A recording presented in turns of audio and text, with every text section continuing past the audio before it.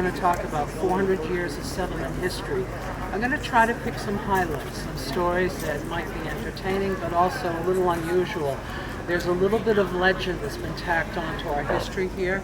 I'm going to take that away and we're going to just stay in fact today.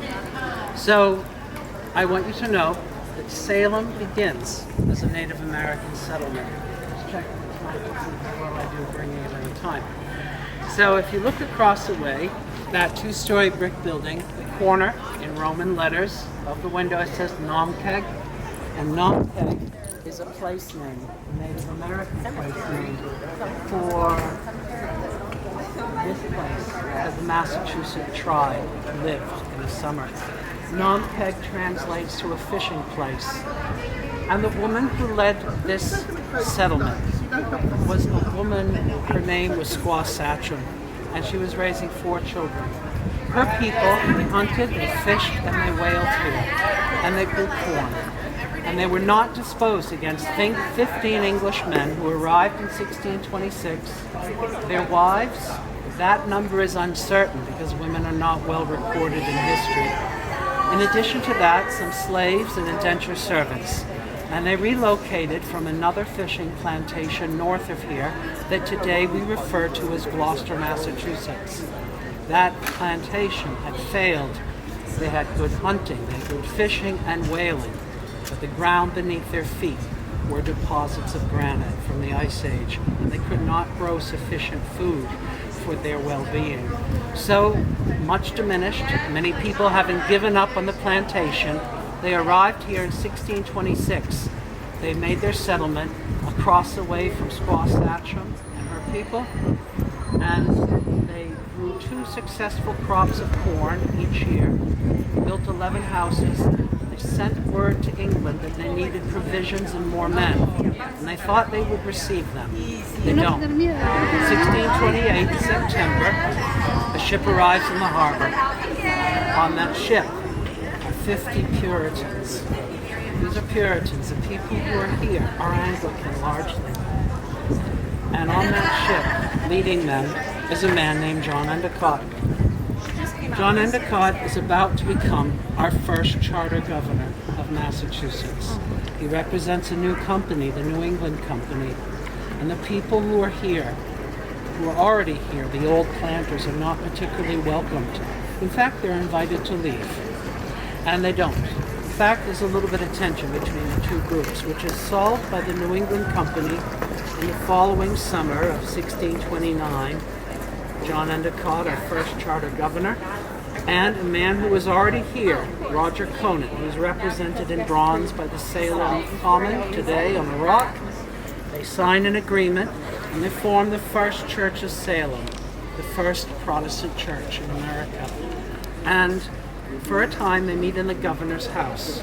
But in 1634, they build their first church building in Salem, on the corner, over there, where today you see a red brick building. That is a red brick church building. That is the 4th church building built on that site since 1634. And a lot of history passed through those doors. Oh, I should say that location. Among the things that happened there, people were excommunicated before their executions for the crime of witchcraft, a crime they had not committed.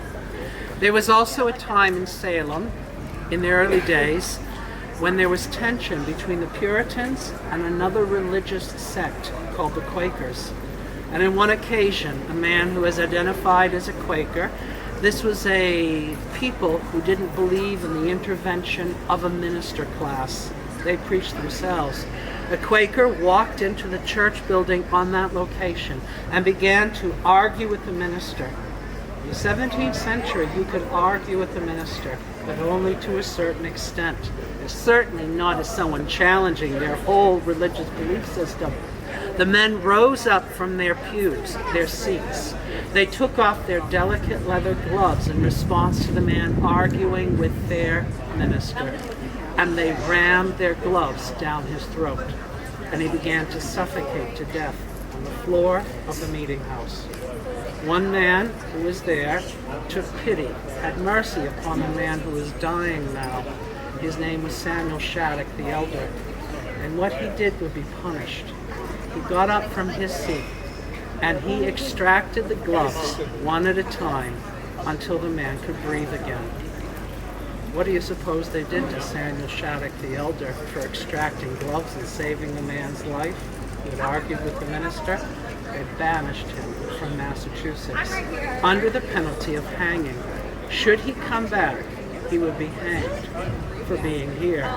And so they delayed his death if he would be willing to leave. He and his wife left. They went to England. And while they were gone, they had 3 children. The first boy they named Retire because they were forced to retire to England. Their next child they would name Return because they were finally able to return. And I'll get to the third child in a moment.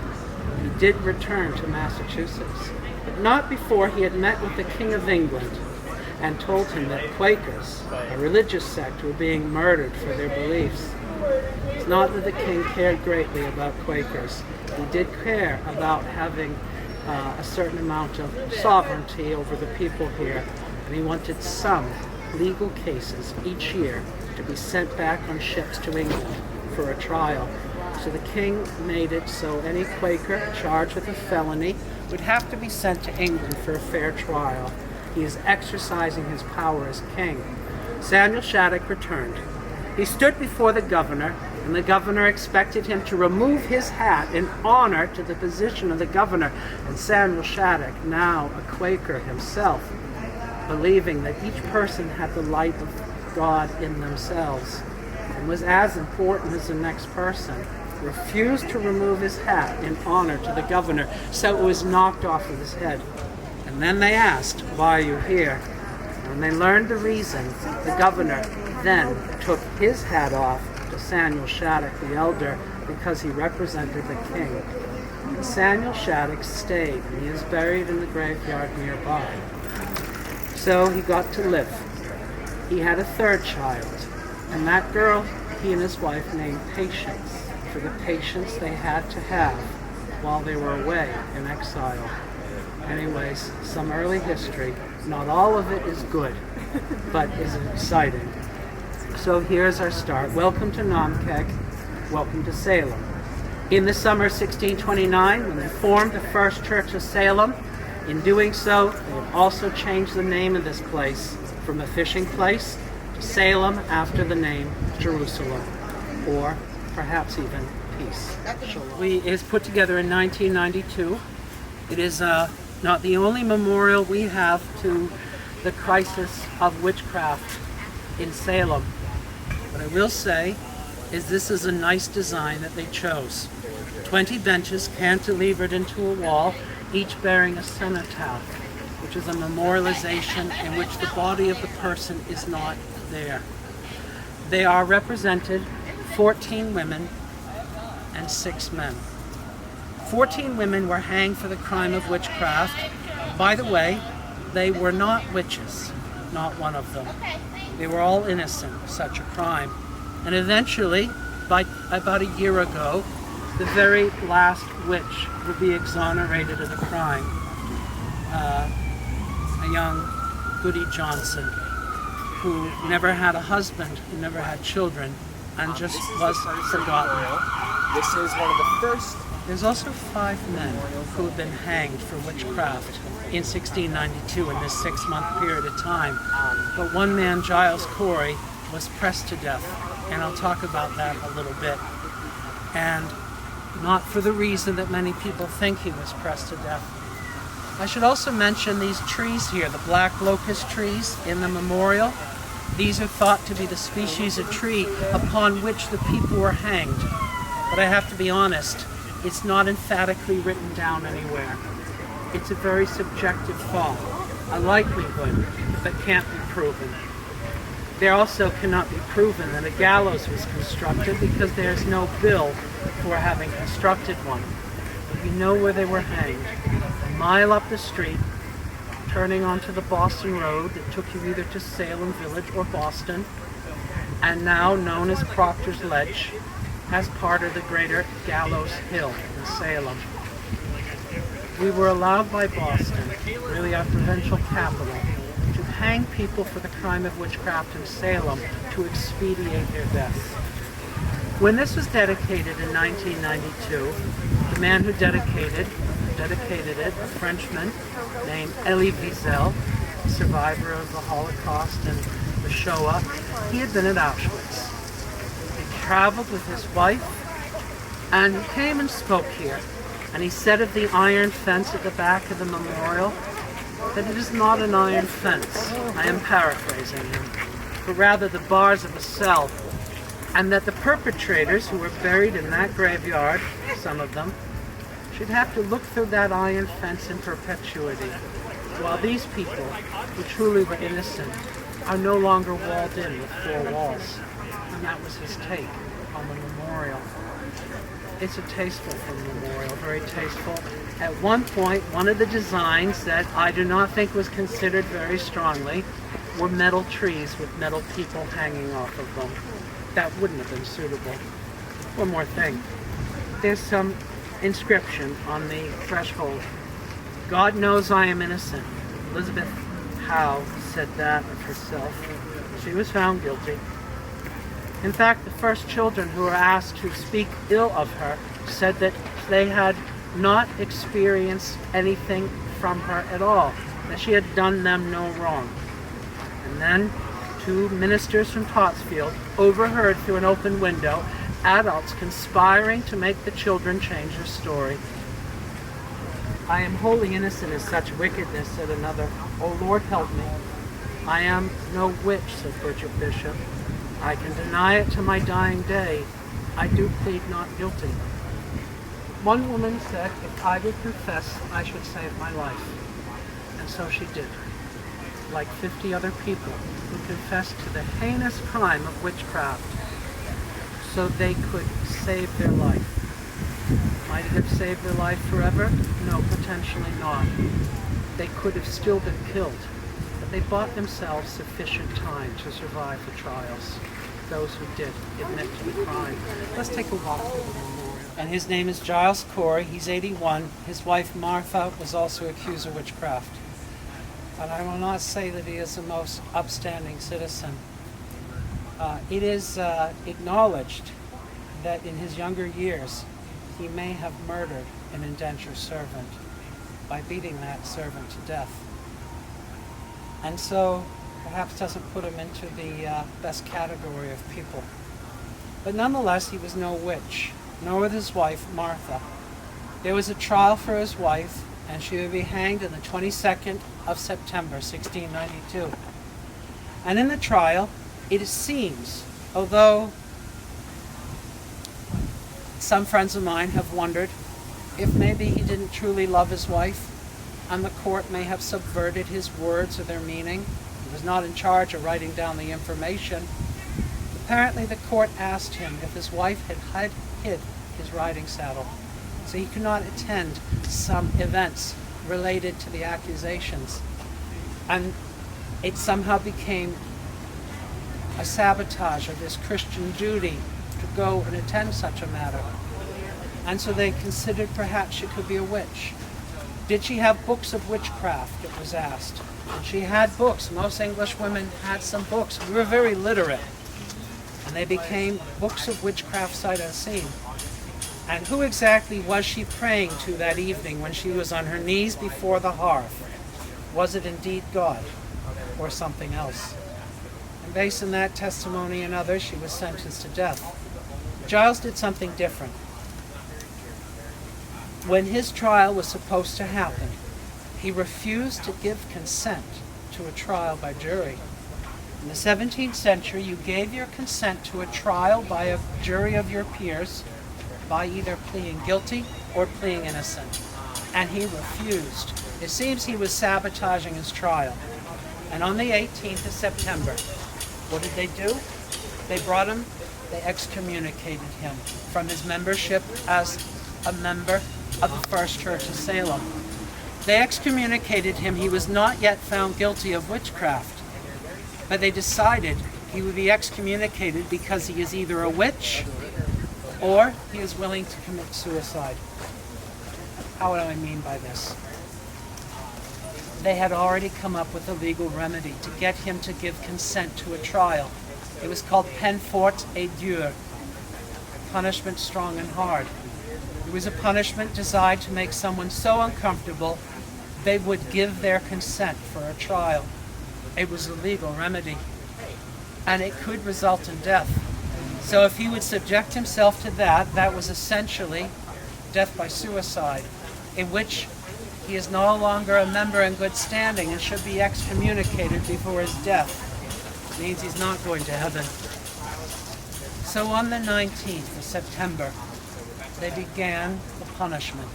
They dug a shallow pit by the Salem jail downtown, lined it with boards or something of the sort. Some say a door, it doesn't matter. They stripped him of his clothes, the 81-year-old man. They put boards or something on his chest and began to add the weight of stone at 8 o'clock in the morning. Half an hour later, most people would have given their consent. He did not. The legend says he asked for more weight, but this has no bearing on the truth. Such a belief or a story comes from a poem much, much, much later in history, a fantasy. It's unlikely he asked for more weight at all. Why would he? And an hour later, he was alive, no doubt struggling. And at 12 noon, his chest gave and crushed under the immense weight, and he was dead. And his body was ordered by the chief magistrate of the witch court, Court of Oyer and Terminer, to be removed a mile up the street to the place where others had been hanged and buried, and where his wife and 7 others would be hanged and buried on the 22nd. Giles Corey died because he refused to give consent to a trial by jury. And I don't think this falls under the category of fun fact at all, but my distant cousin's husband, Joseph Pope, testified against him. And Bathsheba, a cousin of mine, twisted and writhed on the floor as she created evidence against the Coreys. And so, something that when I began a tour 10 years ago, I had no idea that I would be related to anyone from the trials, nevertheless a perpetrator. But I'm somewhat sympathetic to the Popes, and perhaps sympathetic by virtue of the fact that Giles Corey was not a wonderful person that you might imagine. Behind you, John Willard was executed for witchcraft. And that execution has more to do with the fact that his father-in-law accused him of being a witch. His father-in-law knew something about his son-in-law he didn't like. John could not keep his hands off of his wife and bruised her whenever he wanted. And the easiest way to dispatch the son-in-law was accuse him of witchcraft, and it worked. There's a lot of personal grudges exercised in our trials. Anyways, that's maybe enough for now. The warden of the church, and it sounds like a warden, he is like a warden. He turns an hourglass, and an hour ticks away. And he preaches the minister. And he has from his many, many notes a line from a sermon by a man named Deodat Lawson, who was a minister in Salem Village in the 1600s. His sermon was rather difficult for us to listen to. It's called the Jeremiad, Fire and Brimstone, after the prophet Jeremiah. And here's a line from a very long sermon. God has lengthened the chain of the lion against us, so that he may deceive, devour, and destroy us. And that was a sermon you would listen to. And if the minister passed a full hour in the hourglass and he still wanted more time, the warden would come and turn the hourglass again. And it might be a number of hours on a Sunday you're in meeting for worship. And if you didn't attend, you could be fined for not attending meeting for worship. It was a very serious affair. Well, we talked about the man having gloves stuffed down his throat earlier too, so you understand how serious it was. I wonder if I won't interfere with them, but I want you to know, are they very close? Yeah. Okay. They're gone? Yeah. Oh, even better. So, it disappeared. I want you to know they have a beautiful tradition of music. in the Puritan meetings. And in 1640, the first book was published in America.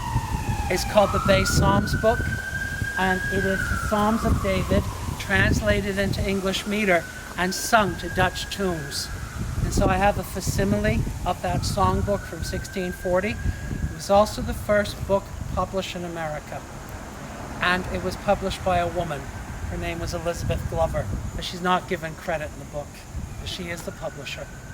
And here's Psalm 128 to the Dutch tune assigned to it. I wasn't sure how to fit it in the tour, but I feel like I'll share it anyways.